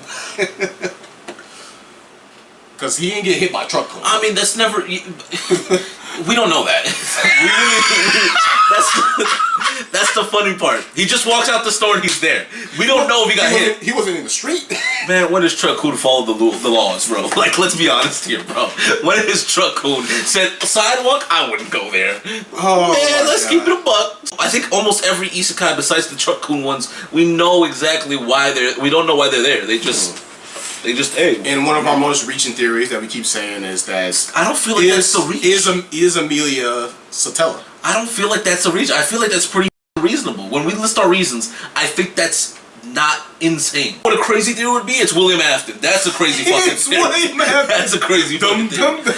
Well, I also do have a question about the gluttonies. Do each gluttony have a different way of using their power? Because, for example, Julius is only not remembered by people.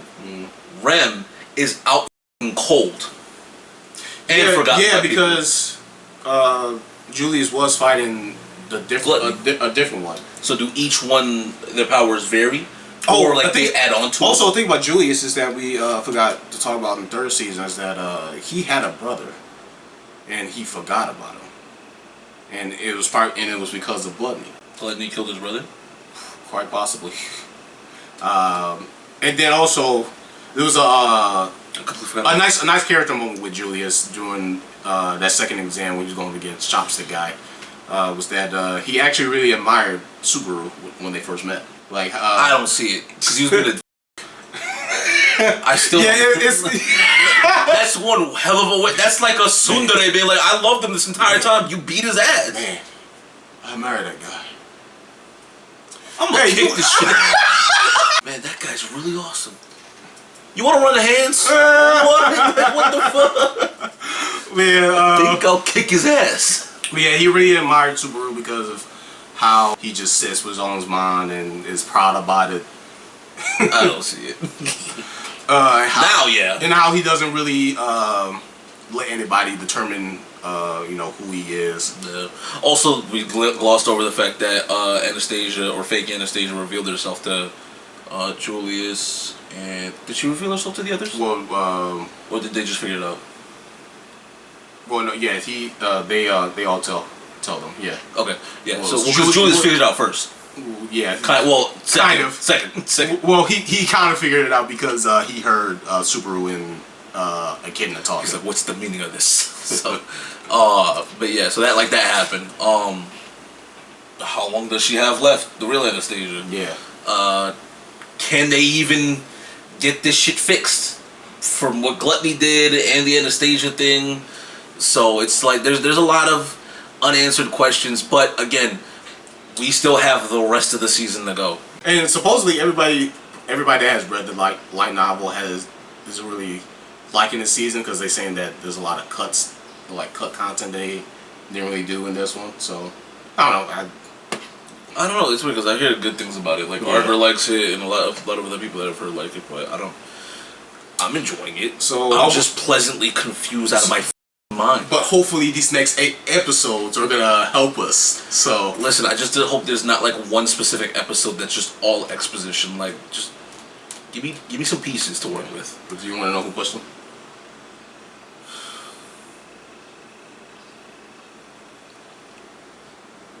You want to know? Spoilers, everyone, for quite possibly the first episode. It's Millie. Millie pushed him. Amelia? No, the Sir Archbishop. Oh. Why? It's because of the Bow Hunter, because Millie and the Bow Hunter, close friends, I guess. They were companions. Right. So yeah, after Subaru didn't kill her, but she found out she was dead because of Subaru. She read her book? Huh? She read her book? No. That's why she went out. She found out the aftermath. What happened? You remember when Subaru was reading Millie's book, and he was going through her whole story, and she found out that. Yeah, but I thought he was just reading it to himself. I didn't think he was reading it out loud. No, he was reading it out loud. But yeah, he was reading to himself. But how did she find out then? Did she read it then? Alex, you're not listening to me. Millie saw that she died by Garfield. She went to the mansion to see her dead carcass get smashed by a fucking elephant. You idiot. You're losing me. I'm killing you. I'm not understanding what you're putting down here. So you think I'm stoned? No, let me get this straight. Subaru reads the book. Yes, he reads the book. She walks in on him reading the book.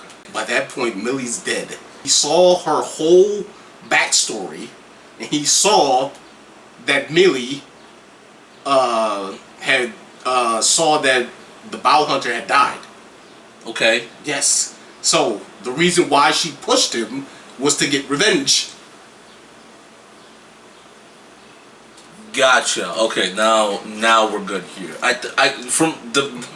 You don't explain things well, because like the prior 2 times you were like, yeah, he read it, so she pushed him.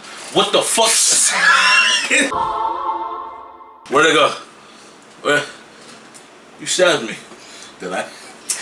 Millie pushed him because she wanted revenge. Because of bowel syndrome. He avoids that entirely. He actually caught her in the act and actually avoided it. What, like he caught her about to push him? Mm-hmm. Hey. Back up. Huh? So, yeah. That's the only thing I know. Damn it. Yeah, stop reading. That was it for ReZero. Let us know down in the comments how you feel about it, if you're loving it. Have you just watched the anime, or have you watched... Did we spoil it for you? Did you read the light novel? So, let us know. Let's talk about Supergirl. Alright? Now, we'll start off... Well, I want to start... I know we talked about this. Yeah, we'll talk about... We always do numbers first, and then... Well, we usually do at the end, but... I feel like we've been doing it more recently towards the beginning. But... I'm gonna let you go first. Honestly, bro, like 10 out of 10. perfect movie, picture perfect.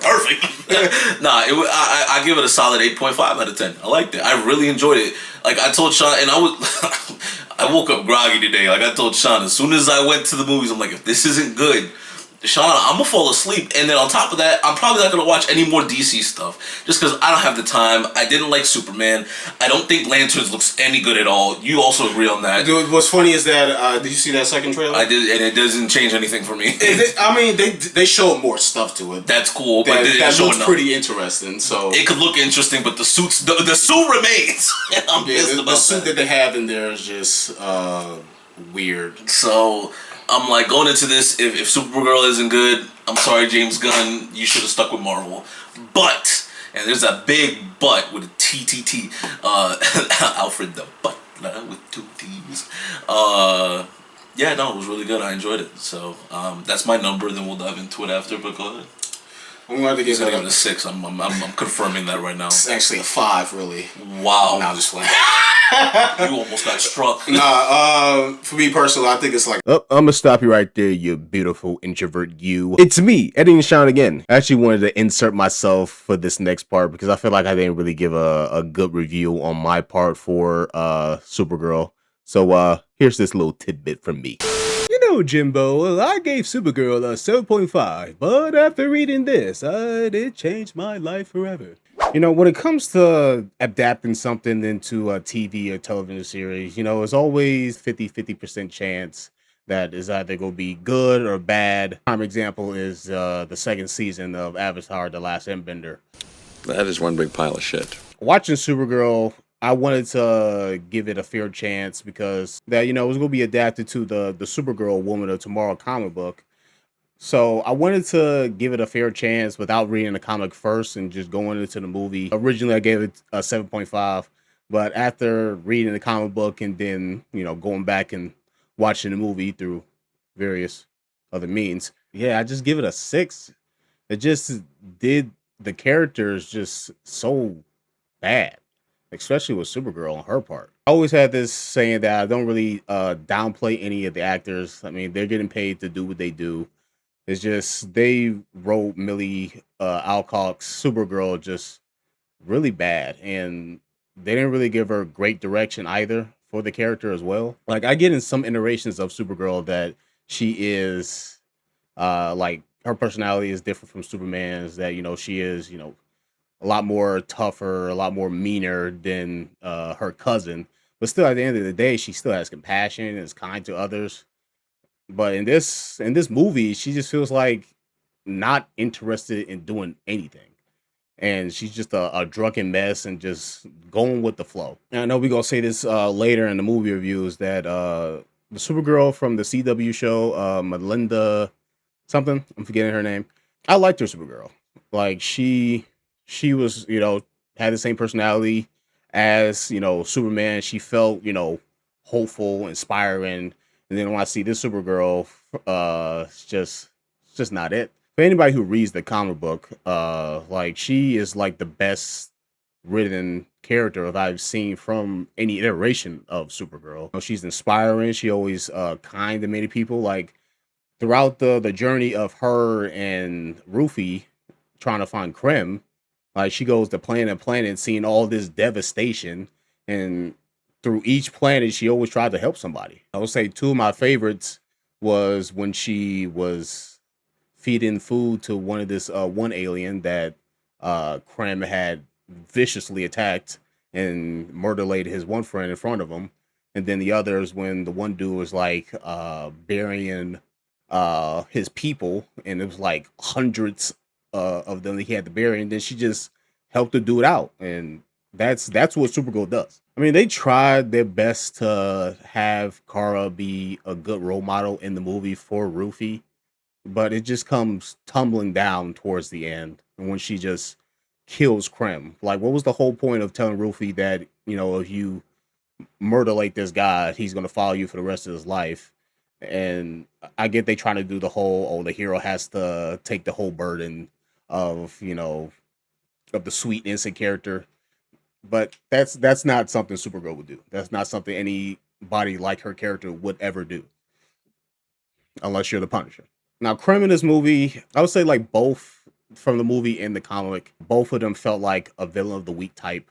But Krim in the actual comic, he just felt uh more ruthless, more insane. You actually got to understand his character even more. But in this, he's just in the movie, he's just Krim the Ravager. Like still a bad guy, but it's not as memorable as the one from the comic. But both overall, it's just like the villain of the week in the CW show. The only thing we get from his character in the movie is that uh he killed Rufy's parents and he shot Kara's dog.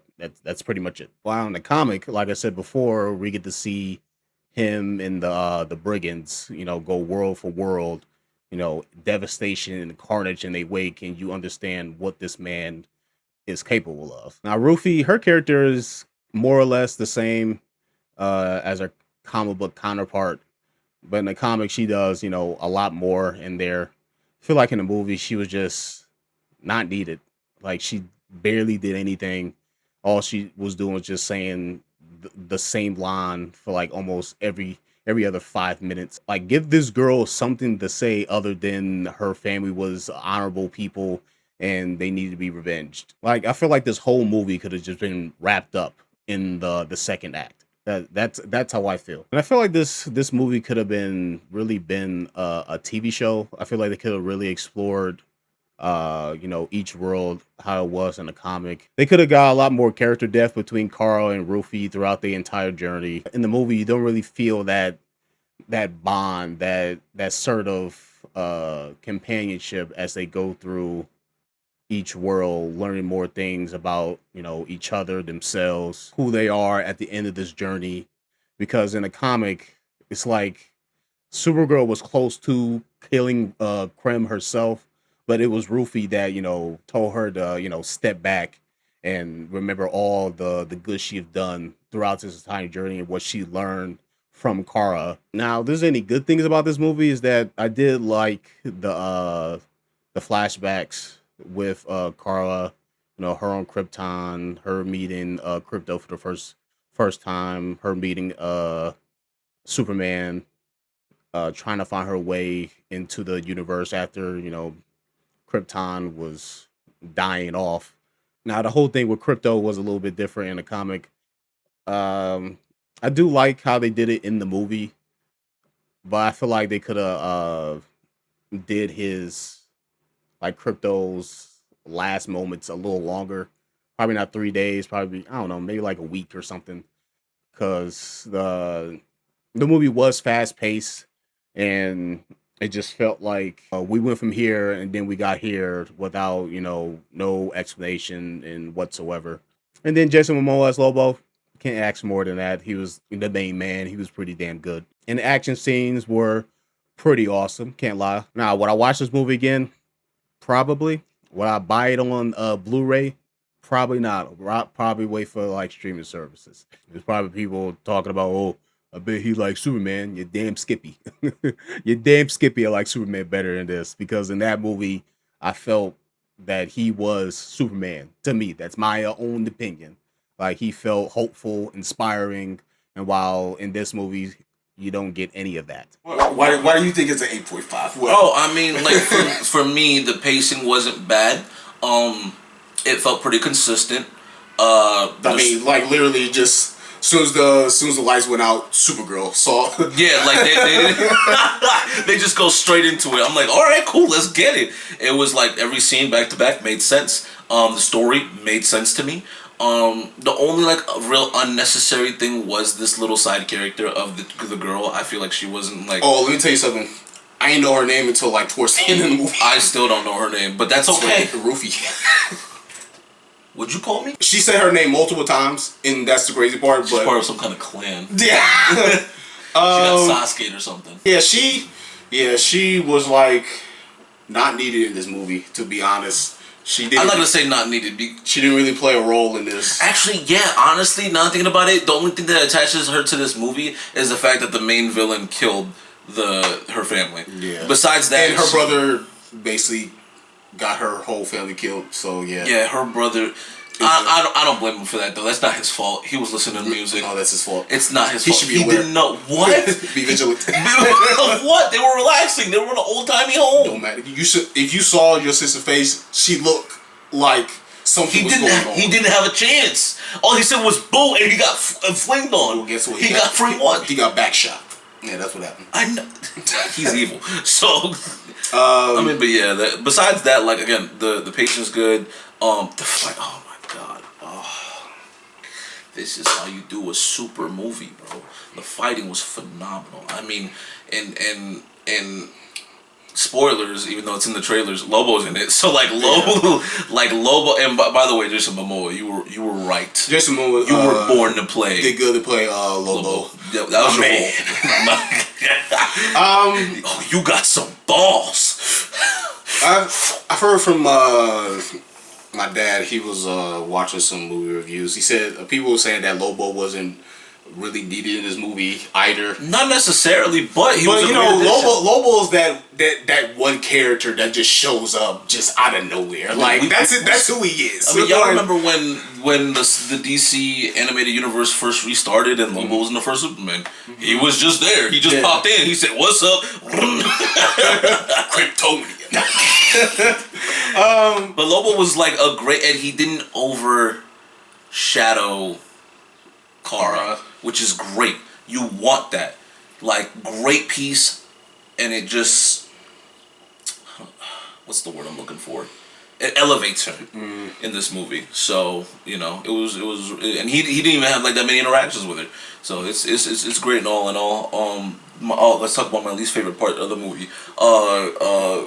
Clark, any kind of scene he was in, kind of just shut my brain off. But it's fine, you know. It's not a lot. There was like maybe 3 important ones. Another piece that I liked really, which confirms my hate for Superman, because it's literally the worst DC movie so far. Let's calm down there, Pop. Oh, I'm calm. I'm honestly, my heart's still. Would you like to feel? Look. Confirmed. Clark was supposed to be a villain. And for everybody who was like, Lex Luthor tampered with the video, he didn't. He didn't. I'm sorry. He didn't. If you think you did, you're coping now because Supergirl confirmed it. He was supposed to be a conqueror. He was supposed to go on Earth, enslave everybody, sleep with every woman, and so your golden boy was never supposed to be that. He could be that now. He's a freaking dork. But Supergirl did it better. The suit looks better. Doesn't look like she's in underwear. The actor's hot. No, I know everybody thinks he's hot. Females do. Some people say Henry Cavill. They toss. He's up there in the conversation. He's a good-looking guy. I'm not taking that away from him. Well, David Cornswell. Oh yeah, David Cornswell's handsome. I wish, but like, but Superman, nah, it's just not. It's not it, man. The fighting was great. The scenes where she caught the sun. Caught the sun. Yeah, like this is the type of I'm talking about, man. And you could say, oh, his bones were healing at a rapid rate. I honestly don't care. When Superman takes in the sun to heal himself, it should be rejuvenating, like life's being brought back to him. Not that he's in pain. That's what Supergirl didn't do. They didn't do the pain thing. When she was in the sun and she kind of like technically died twice, but that's fine. The sun rejuvenated her. She wasn't in pain. It's like 2 totally different things. What do you mean? He got beat the up. I'm sorry I cussed. I'm sorry, Ed and Sean. That's cool. And she got thrown into space. That's that's awesome. Okay, totally different things. No, okay, yeah, cool. So the space thing, you can have that. Cool, don't care. Second one, kryptonite. So there's radiation in her system. That should technically hurt a lot more because it's in her bloodstream than just a few broken bones. So back to what I was saying. Even in them, like, Henry Cavill never had that issue. He was rejuvenated, literally from bone, like. And he was just back to life, and he was dead. That's also a different thing. He got hit by a freaking nuke. That has nothing to do with that. You don't think he got broken bones off a nuke? You know what? I'm gonna hit you with the nuke, you tell me what happens. I'm with you, no, Quinn. No, bro. So here's what's gonna happen, right? I'm gonna hit you with some kind of bomb. I don't know what it is. We're gonna turn you Kryptonian. And I'm gonna put you by the sun, and if you react the same way that he did, I'll take everything I said back. I'm sorry. All these arguments, there's a valid argument to why it's just not as good. I'm sorry. What I said is literally logically correct. A nuke versus getting beat up. I'm sorry. A nuke hurts more than getting beat up. That just happens. A nuke just happens. Yeah, you know what happens after that? Death. Well, he survived. Exactly. I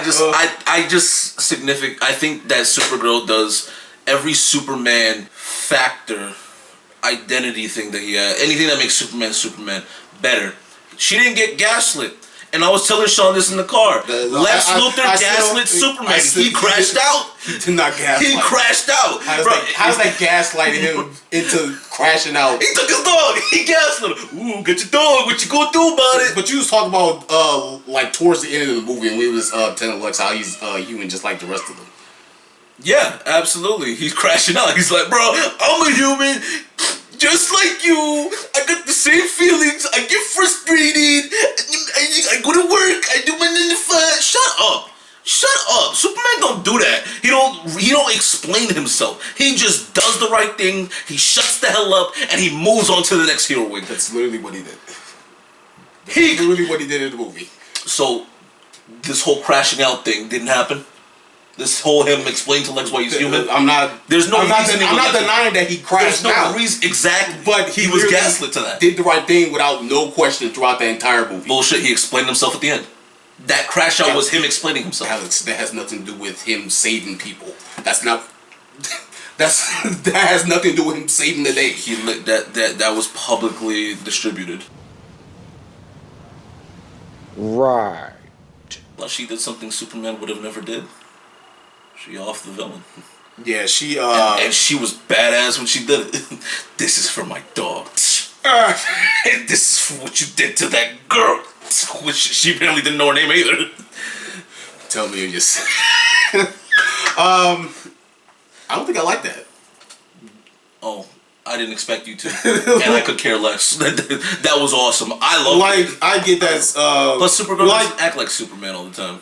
Yeah, because in some iterations, it's like Supergirl is like kind of opposite from Superman, but you know she still does the right thing, and you know they're gonna make her more kid friendly in the comics now because she's a girl. Like she was just literally explaining to Rufy how if you do this, you'll have him with you the rest of your life, even after you kill him. But doesn't that define a superhero? And then taking on the burden that the civilian who's a kid shouldn't have. Yeah, the Punisher. Yeah, season 2 when he and we love that. But that shouldn't. But Supergirl shouldn't do that though. Like, yeah, she's supposed to be this like. This is why you're not a director.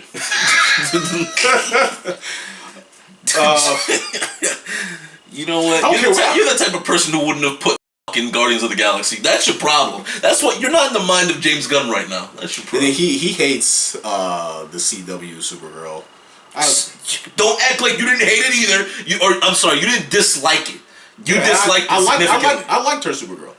You don't lie to me. You're switching up on me. I'm not switching up. You're doing it for the people, and I don't like that, bro. We're in secret. You be like, bro, that was the worst show out of the CW ones. Well, technically, DC Legends Superhero Tomorrow. What'd you call me? Like Supergirl on the CW wasn't a great show, but it wasn't bad either. Like you're right, it wasn't. It was terrible. They really the animation was terrible. CGI. Yeah, exactly. Yeah, that. CGI was terrible. The story just couldn't get connected to it. It was really towards the end of the show where they just really gave up on CGI. I gave up on the show after season 1, Sean. You couldn't pay me to pay. I literally only watched an episode of Supergirl because it was tied into Crisis. That's it. I get that it's really tough to try to make a movie about like Supergirl or Superman because they literally just do stuff where they just halt their process of blitzing everybody.